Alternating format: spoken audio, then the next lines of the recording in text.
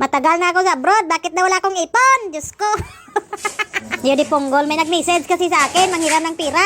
Tapos sabi ko, wala akong may pahiram. Sabi niya, ha? Matagal ka na sa abroad, wala ka talagang ipon kahit kunti.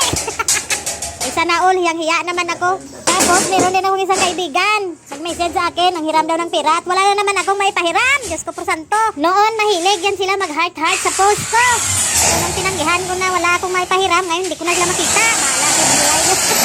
Ang mahalaga, ambisyosa tayo kahit walang ipon. Diba guys? Wala namang bayad, mangarap ng gising. Ang expectation kasi ng iba, abroad kami, hayahay ang buhay at maraming pira. Pero ang totoo niyan, ang sahod namin dito sa abroad, sakto lang, minsan kulang pa. O diba? Expectation versus reality. Realidad sang kabuhi. Dali lang, video ko.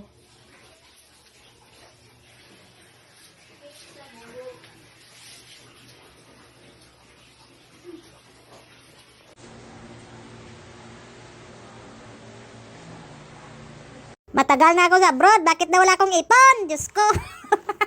Yun di Ponggol, may nag-message kasi sa akin, manghiram ng pira. Tapos sabi ko, wala akong may pahiram. Sabi niya, ha? Matagal ka na sa abroad, wala ka talagang ipon kahit kunti. Ay sana all, hiyang-hiya naman ako. Tapos meron din akong isang kaibigan. Nag-message sa akin, nanghiram daw ng pira at wala na naman akong may pahiram. Diyos ko por santo. Noon, mahilig yan sila mag-heart-heart sa post ko. Pero nung tinanggihan ko na wala akong may pahiram, ngayon hindi ko na sila makita. Bahala ko sa buhay nyo.